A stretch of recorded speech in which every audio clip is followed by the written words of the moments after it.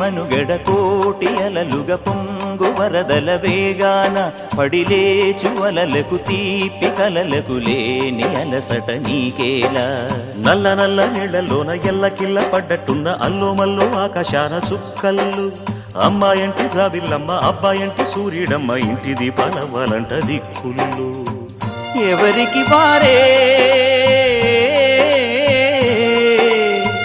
యమునకు నీరే రేవు నీరు నావదంట నావతోడు రేవుదంట పంచుకుంటే గోరువంక వాలగానే గోపురానికి స్వరాల గణగణ గంటలే మోగనేలా